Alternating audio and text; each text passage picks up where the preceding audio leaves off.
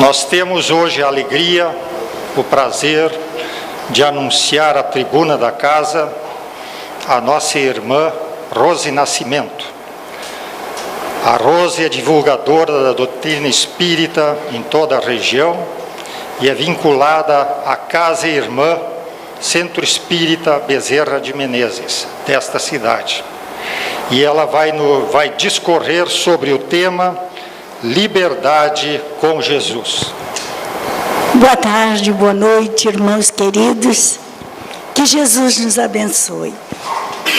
Que possamos dignificar estarem todos aqui numa tarde quente e ensolarada como hoje, que ainda vai lá pelas 8 horas da noite.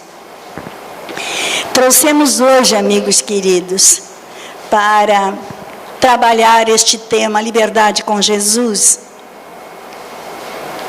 o nosso querido Paulo e Estevão. Levante a mão, por favor, quem leu o livro, só para sabermos. Ah, ótimo. Então tá. Os demais, obrigatoriamente, vão ler depois.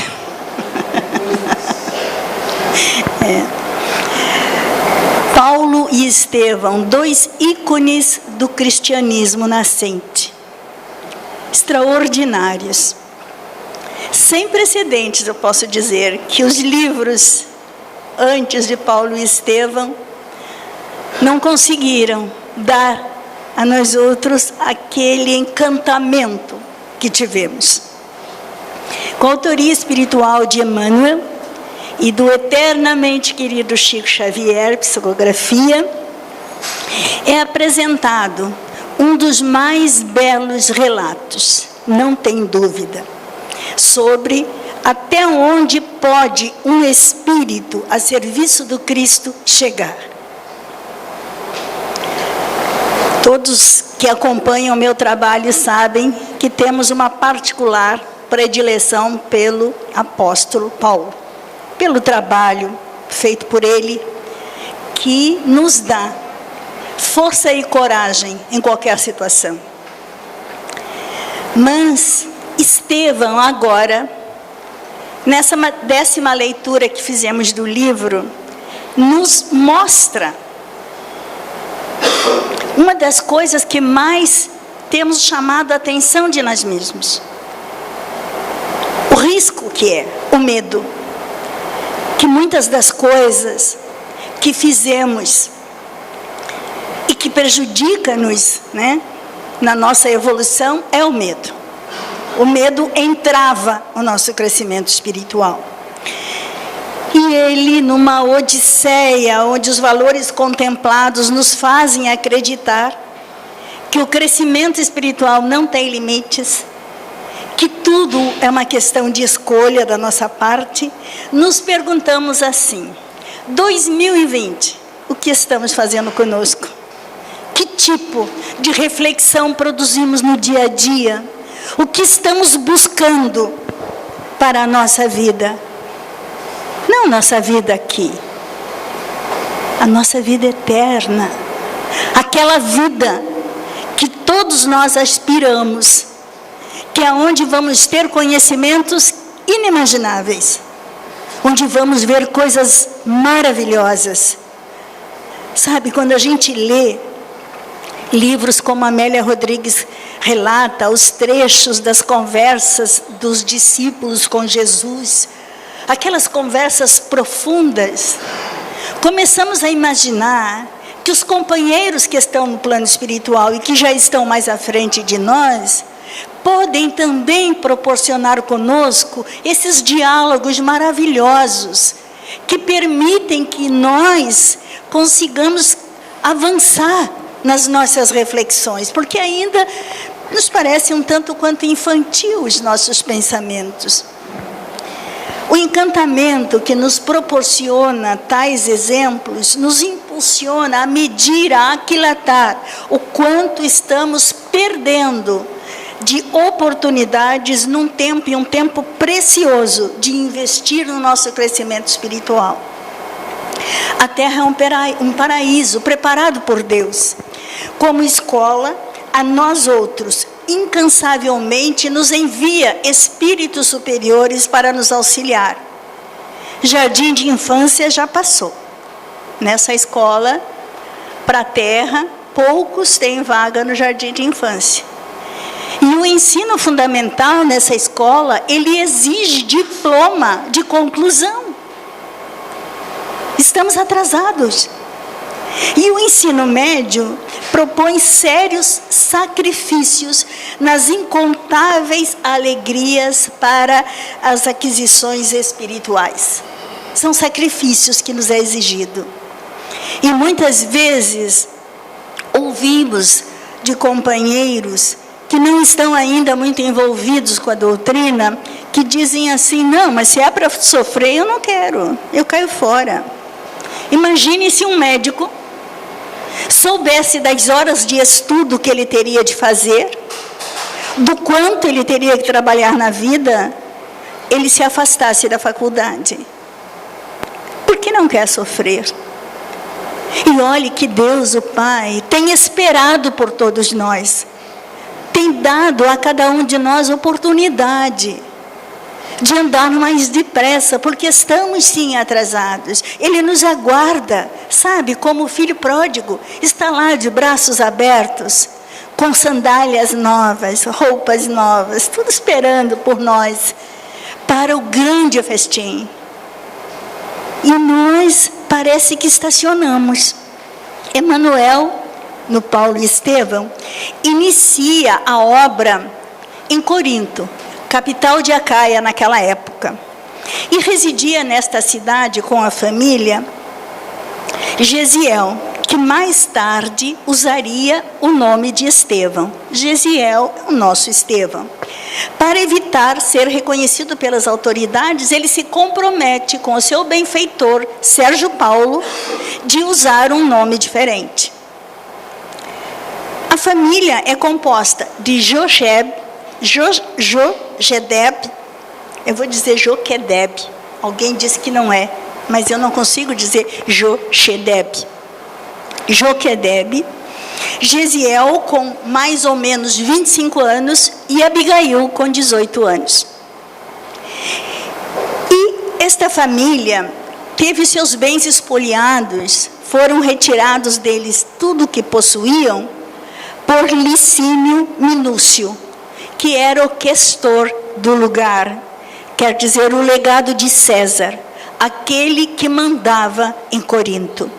E ele trazia muitos soldados para Corinto, porque ele temia uma rebeldia dos moradores de Corinto, tal era a perversidade com que ele governava. Enfim, eles moravam, Gesiel, numa chácara, junto com o pai e a irmã. Eram filhos de Israel, estudavam, amavam e respeitavam o Torá.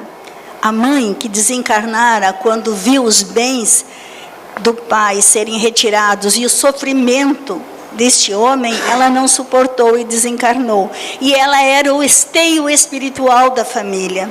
Estava sempre orientando os filhos e dando a ele uma condução luminosa na vida. O Deus único se fazia representar naquele pequeno núcleo familiar. Certa manhã, Joquedeb vai ao mercado para fazer as compras normais e percebeu que havia na cidade um tumulto grande, assim, muitos soldados. Havia acontecido algumas revoltas e então Licínio havia se protegido com a soldadesca toda espalhada nas ruas da cidade. E aí, neste dia, ele está caminhando em direção ao mercado, vê os soldados, baixa a cabeça para passar quietinho, de medo que alguma coisa aconteça. Mas os soldados, que mais divertiam-se do que trabalhavam, eles então avançam para o velho, levantam a cabeça dele brutamente e perguntam: que ousadia é essa de não cumprimentar seus superiores? E ele diz: desculpe, eu estava distraído, Enfim, indignado, apesar de perceber que não podia fazer nada, né? Indignado pela insensatez do soldado, ele tenta afastar-se e o soldado desfecha-lhe murros no rosto, né? Terríveis murros no rosto, deixando-o tonto. E soltam gargalhadas e deixam que ele se vá. Ele chega no mercado, ainda meio tonto, e vê lá um soldado de Licínio lendo um édito, né, para que todas as criaturas que se sentissem prejudicadas na cidade fossem no dia seguinte até Licínio Minúcio, que ele iria atender a todos e dar uma resposta, né, a cada um deles. E ele sentiu alegria, porque ele tinham retirado dele tudo que ele possuía. Então ele fica satisfeito. Eu vou poder ir, eu vou explicar para ele, ele vai me entender e vai devolver minhas terras. Aí ele se toma de alegria e volta logo para casa. Faz as compras que precisa rapidamente e volta para casa. Mas pensa, vou por outra estrada, porque se eu for pela mesma eu vou encontrar os soldados novamente. E fez um contorno mais longo, né, e para ir para casa. Acontece que os soldados estavam por toda a parte. E aí ele vê aquele grupo e pensa com ele: e agora, o que eu faço? Cumprimento ou não cumprimento? Aí lembrou-se do que havia acontecido antes. Aí ele, com todo respeito, curva-se na frente dos soldados e o cumprimenta a todos eles. E um deles, o mais importante ali, grita com ele: que ousadia é essa? Um israelita dirigindo-se a nós, seus superiores? E desfecha-lhe golpes no rosto, até que o sangue brote, né, e manche toda a sua túnica branca de sangue. Então, ele sai dali indignado e vai para casa. E lá dá ciência aos filhos de tudo o que aconteceu. Acontece que Gesiel era de uma bondade, herdou da mãe, e Abigail também, que eles não viam maldade em nada. Aí eles conversam com o pai, pedem para o pai se acalmar, dão ao pai conselhos, e aí eles tomam uma decisão. Não vão mais sair enquanto estiver aquela situação assim. Mas o pai disse: não mesmo, amanhã cedo eu vou ao questor, que era Licínio, e vou fazer as minhas queixas. Vou relatar tudo o que aconteceu hoje e vou pedir ainda que ele me devolva as minhas terras. E Gesiel insiste, são páginas em que Gesiel insiste com o pai, citando trechos do do Torá, citando trechos do Torá, mas o pai não toma conhecimento. Olha só, ele resolve fechar a escritura e abrir para ler aleatoriamente, como nós fizemos, né, aleatoriamente um texto. Aí de olhos fechados coloca a mão em cima do texto e lê para o pai, para demovê-lo daquela situação dele querer ir até o questor.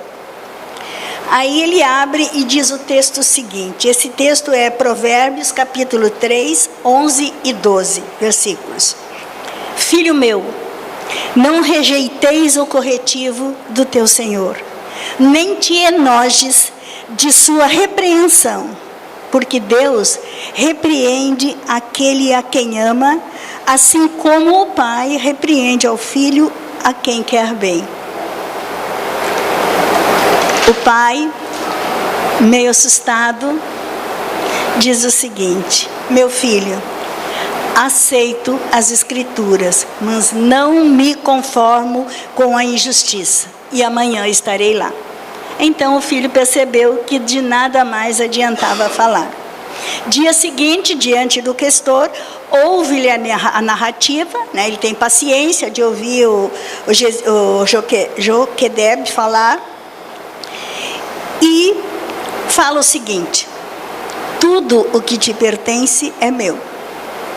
O que te aconteceu ontem, tu o merecias. Então, tu tem 3 dias para desocupar a chácara junto com tua família, porque aqui não tem mais lugar para você. Desalentado, o pai de Gesiel retorna para casa. Mas daí ele vai até a divisa, porque as terras do questor fazia divisa com a sua, né? Com a sua chácara. E junta um maço de ramos secos e coloca fogo.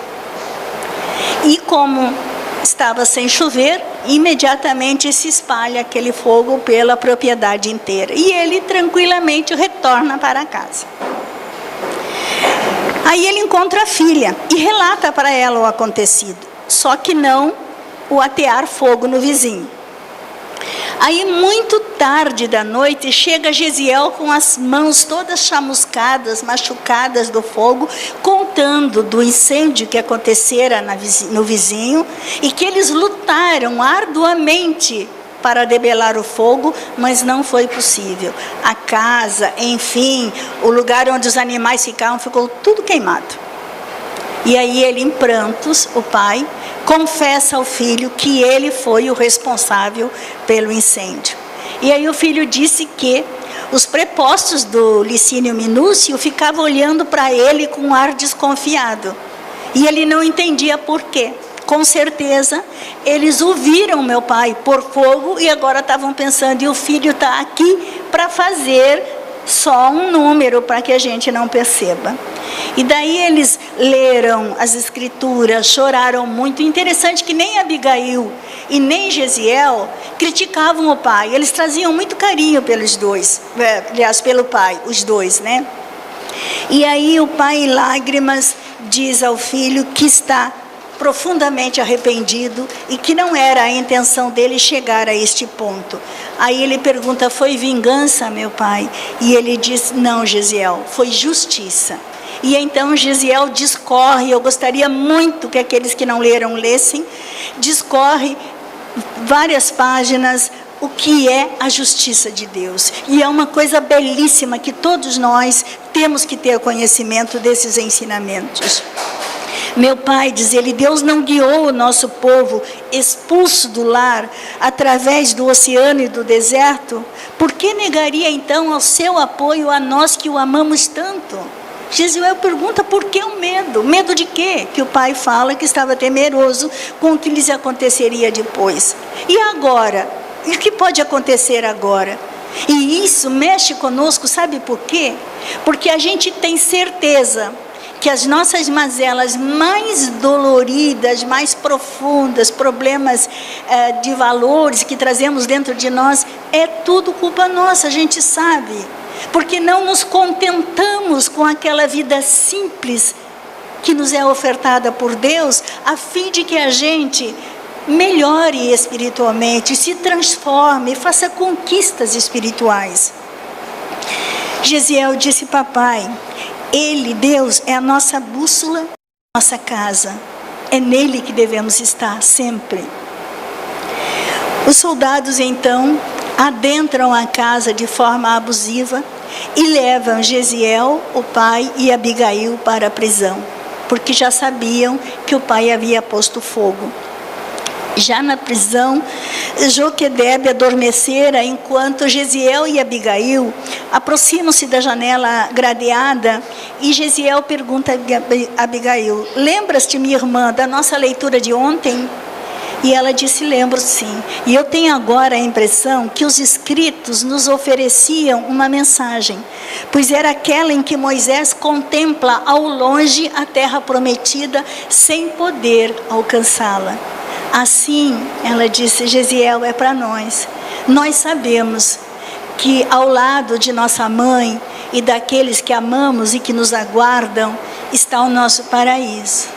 Mas não é para agora, ainda não podemos encontrá-los. E o rapaz a abraça, sentindo que tinha na irmã uma pessoa que pensava exatamente como ele. No dia seguinte, então, o pai é amarrado e leva como condenação 20 açoites, depois mais 20 açoites. E aí, então, Gesiel, que não podia ver aquela situação, joga-se aos pés de Licínio e pede que execute ele em lugar do pai, que ele pôs fogo. Aí Licínio disse não, Meus empregados disseram que você ainda salvou a vida deles e os ajudou. Aí ele disse, não, mas eu não quero que meu pai sofra. Então ele dividiu 20 para Gesiel e 20 açoites para o pai. E Gesiel é amarrado num tronco e sofre os 20 açoites. Durante esses 20 açoites que o pai estava sofrendo, na ponta da corda de couro, né, das cordas de couro do açoite, tem uma pecinha de bronze, né? E essa pecinha de bronze, de forma abusada do açoitador, passava no pescoço de Gesiel, de Joquedeb, né, do pai. Passava no pescoço e foi cortando. E logo então jorrava sangue. E Gesiel percebeu que não tinha mais solução para o pai, que o pai estava desencarnando. E aí ele pede para Abigail fazer a oração dos aflitos. Essa oração dos aflitos me acompanha há uns 15 anos. Quando eu lia pela terceira vez o livro, eu estava numa situação muito difícil. Eu me apropriei desta prece. E aí, Abigail, naquela doçura quase infantil, tinha 18 anos, mas tinha uma inocência, começa a cantar a prece, vendo o pai ali se desmanchando em sangue, o irmão sendo açoitado, ela diz a prece em canção. Senhor Deus, Pai dos que choram, dos tristes e dos oprimidos, fortaleza dos vencidos, consolo de toda dor. Embora a miséria amarga do pranto dos nossos erros, neste mundo de desterro clamamos por vosso amor. Nas aflições do caminho, na noite mais tormentosa, vossa fonte generosa é o bem que não secará. Sois em tudo a luz eterna da alegria e da bonança, nossa porta de esperança que nunca se fechará. Neste momento, que é a metade da prece, Licínio Minúcius está estarrecido, largou o que tinha na mão e olhava como uma estátua de gelo para aquela moça. Os soldados não faziam um barulho sequer. O vergastador, aquele que açoitava, parado, sem conseguir levantar o chicote. Era como se tivesse descido dos céus as mais fortes luzes. Estavam ali. E aí então, Licínios dá um berro desesperado. Soldado, tira essa mulher daqui agora. Dê-lhe a liberdade. Leve-a para fora. E que ela não cante mais uma nota sequer, porque meus ouvidos não suportam. E ela então é retirada. O soldado chega bruscamente e puxa no braço dela. Mas quando ele leva no corredor, ele muda de comportamento. Ele diz, minha filha, meu coração está apertado de vê-la assim. Este homem é muito mau. Então você saia daqui correndo. Fuja de Corinto, desapareça, porque ele irá caçá-la mais tarde. E ela faz isso. Ela sai e vai até a casa de Sostênia, que era uma amiga da sua mãe, pedir ajuda. E Sostênia diz que não é possível, porque ela também vive de favor com uma família. Aí as duas lembram de Zacarias e Ruth, amigos do pai e da mãe, que moram próximo ao porto de Sencreia, que é pertinho dali onde ela estava. Procure-os, disse ela. E ela vai procurá-los. Quando chega lá, Zacarias e Ruth quase não a reconhecem. Mas interessante que eles haviam perdido um filho há poucos dias para os soldados. Os soldados haviam matado um filho adolescente que eles tinham e eles estavam de malas prontas, partiriam no dia seguinte para Jerusalém. Então receberam Abigail como filha e mudaram-se para Jerusalém. Quem ler o livro, nós estamos só nas primeiras páginas do livro, para vocês terem uma ideia, né? As primeiras páginas. Então, lá adiante nós vamos encontrar Abigail apaixonadíssima por Saulo de Tarso, a noiva que foi capaz de transformar aquele coração endurecido num pote de manteiga. porque ele não suportava ficar longe da noiva, apesar de tudo que lhe aconteceu. Mas voltando rapidamente, esta situação toda, ela nos faz ver em Gesiel um grande homem, um espírito divino na terra. Acreditem os senhores que ele foi condenado às galés, onde fazia o comércio, os navios, né? Ele ficava embaixo, né, manejando os remos. E ele se junta aos demais escravos, mas ele tem um comportamento tão extraordinário lá nas galés, que muda completamente o ambiente de trabalho onde ele está. Veja só, é isso que a gente está querendo trazer aqui. O quanto nós somos responsáveis por nossas desditas. Porque se nós obedecêssemos a lei, se nós tivéssemos um pouco de consideração com aqueles que convivem conosco, compreendendo que a criatura não pode pensar como nós pensamos, sendo capaz de dar a oportunidade da pessoa errar se ela precisa, para que ela se levante depois com coragem e tenha mérito por se levantar.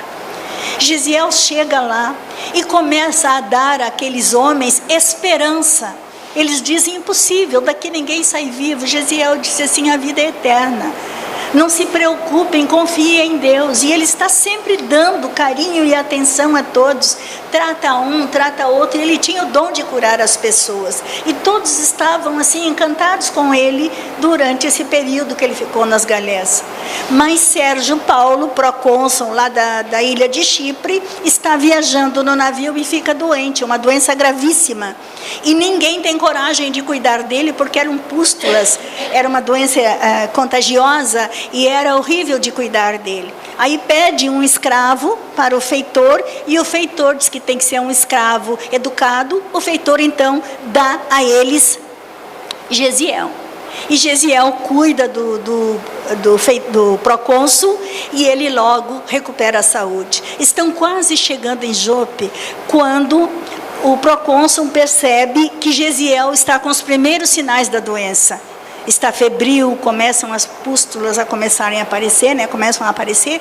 E aí então ele vai até o capitão do navio e conta. E o capitão do navio diz: não tem problema, vamos jogá-lo ao mar agora mesmo. Que é isso que nós fazemos com os escravos que estão doentes. E ele pede, por favor, que não faça. Ele disse: não, mas eu não posso. Não, ninguém vai ficar sabendo. Você conta para todos que jogou ao mar, mas eu à noite saio com ele num barco, vou até a costa de Jope e lá eu deixo ele lá e ele vai tentar se curar por lá mesmo. E assim foi feito. E então o nosso Gesiel, desta forma, arranja quem o leve até a casa do caminho. Ele não sabia onde é, mas ele chegou lá, pediu ajuda e logo uma pessoa disse: ele só encontrará abrigo na casa do caminho em Jerusalém. E levam então ele para Pedro. E Pedro o recebe naturalmente como um doente, mas logo nos primeiros dias Gesiel fica encantado com Pedro. A maneira como Pedro trata as criaturas, a forma como ele carinhosamente cura aquelas pessoas doentes. E não foi diferente com ele, logo ele fica bom e ele fica encantado. E ele fala que quando o Messias vier, tudo ficará em paz. E aí então Pedro diz a ele: mas o Messias já veio. E ele diz: mas como? Sim, já veio. E contou mais ou menos como foi a passagem do Messias pela terra e a cruz. E ele pega e faz uma citação que ele tinha de cor de Isaías, muito bonita, onde Isaías dizia que que o Messias viria para a terra e não seria reconhecido, seria execrado, ia ser maltratado, e conta tudo. E ele disse: então ele já veio. E é engraçado que, por ser um espírito de escola, Estevão imediatamente aceitou. Ele não duvidou em momento nenhum e começa a trabalhar. E ele tinha o dom da cura, então logo ele tem assim uma espécie de... ele promove uma reviravolta na casa do caminho. Diminuem os doentes, as pessoas se entusiasmam, ele começa a falar de fé e de esperança nas suas preleções à noite, quando se reúnem, e enfim, incomodou Saulo, que veio para capturá-lo. Não levou na primeira vez, mas na segunda vez levou, e apedreja Estevão, né, que daí ele troca de Gesiel para Estevão, para não ficar reconhecido, né, que foi o Sérgio Paulo pediu. E aí então ele é apedrejado, tomado de sangue, ele é colocado nos braços de Abigail, a sua irmã, que nesse momento era a noiva de Saulo. E Abigail, percebendo a atrocidade que aconteceu, entendeu que o seu noivo não sabia que ele era irmão dela e que estava equivocado quanto a Jesus o Cristo, que ela também acreditava. E Jesiel, ouvindo de Abigail que aquele era o seu noivo, disse: se você o escolheu, é porque é um homem bom. E ali mesmo abençoa a união dos dois, perdoando o algoz por tudo que tinha lhe feito. E isso não sai da cabeça de Saulo de Tarso mais. Juntando depois com a morte de Abigail e juntando com a aparição de Jesus na estrada de Damasco, nós temos esse presente extraordinário que é o apóstolo Paulo. Nunca houve tão grande erupção, e isso não sou eu que digo, é Joana de Ângeles, em triunfo pessoal e transtornos de comportamento, como nesses dias, onde as telecomunicações e as conquistas virtuais são admiráveis. Só que não está sendo o suficiente para as pessoas. Ao contrário, as criaturas estão se afastando umas das outras por conta dessas conquistas virtuais. Outro dia, minha filha disse que estavam num grupo de colegas do trabalho, num bar, fazendo esse negócio aí que fazem às 6 horas, que eu não sei dizer o nome, e aí estavam lá, e ela disse que, curiosamente, todos conversavam uns com os outros pelo WhatsApp. Disse: mas por que se estavam um diante do outro? É hábito, depois a música estava alta, não ouvia, daí nós começamos a conversar, e foi muito legal, ficou até tarde. Mas ninguém bateu no ombro do outro? Perguntei, assim como se fazia antigamente, a gente se reunia, né, num grupo, batiam no ombro do outro, se abraçava, né, diziam as coisas. Não, todo mundo estava ocupado ali, olhando para o seu celular, como é que ia bater no ombro do outro? O outro estava do lado de lá da mesa, né? Então a gente percebe o quanto as coisas estão mudando. Diminuídas as distâncias, sim, porque às vezes a gente está falando com uma pessoa que está na Espanha, como nós falamos com a Marley, que está lá agora. Mas aqueles que estão em casa, do nosso lado, carentes, amigos talvez que não têm afinidade com o celular, precisando de nós. E as coisas parecem que não encaixam mais. Nós não temos tempo, porque nós temos muitas coisas para ver na internet. Sabe aquela coisinha de descer assim, passa imagem, e é vídeo, e é imagem, sabe? Aquilo é alucinado. Então, essas coisas que as crianças estão fazendo agora, examinando a internet e vendo esses vídeos, estão afastando as pessoas, né? Mas ainda tem mais o fator das agressividades na rua. Hoje as pessoas têm medo de sair na rua, estão assustadas. As pessoas já saem: não, tem que guardar muito bem meu celular, minha carteira, onde que eu vou botar? Não, eu escondo, eu faço um bolsinho por dentro da roupa, aquela coisa toda. E é aquele medo, porque nós não temos mais segurança, né? Se tornou fácil de ser arrebatada as nossas coisas pelo excesso de criminalidade que é escondida e aceita pela humanidade. Então, o criminoso verdadeiro, esse que faz escancarado, ele se acha no direito. Eu estou roubando pouco, mas fulano lá está roubando tanto. Então as criaturas começam a achar desculpas para as atrocidades. E nós começamos a perceber que isso que nós estamos vivendo agora não é diferente daquilo que Jesiel viveu. Só que existe uma diferença, sim. Poucos consultam o Evangelho.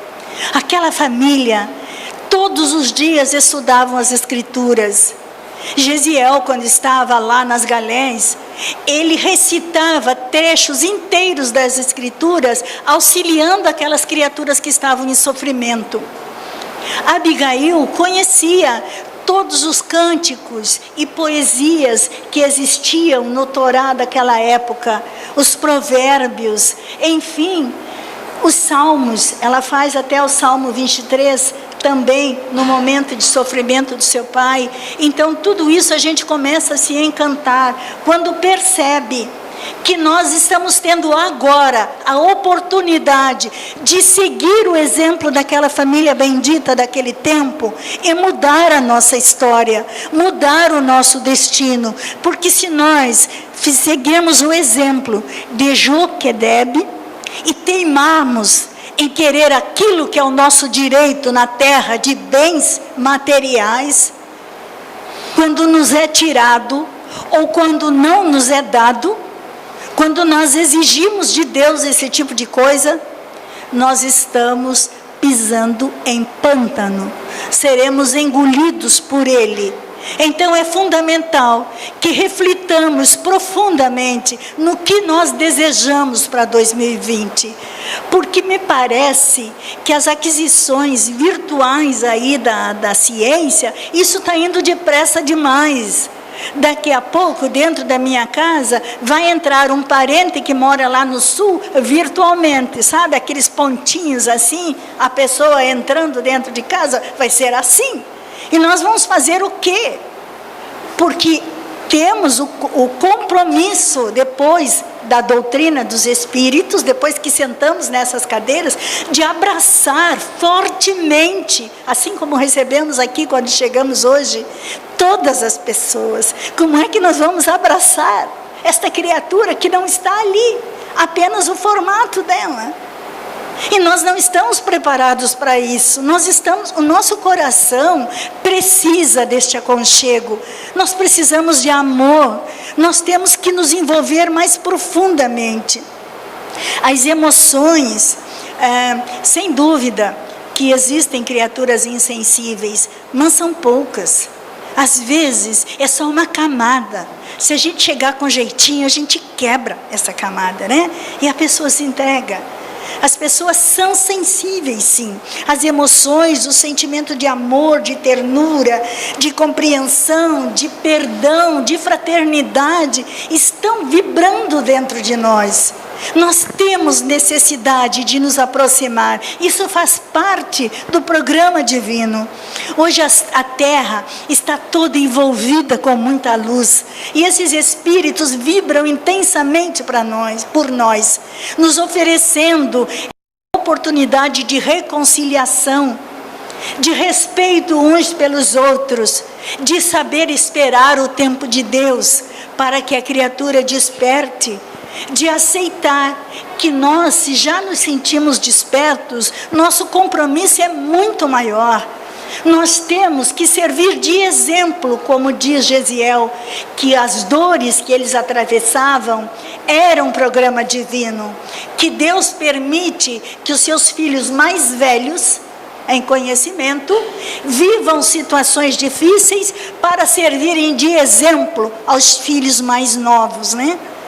Então, que venha a dor, porque o sofrimento, já falamos aqui outro dia, é opcional.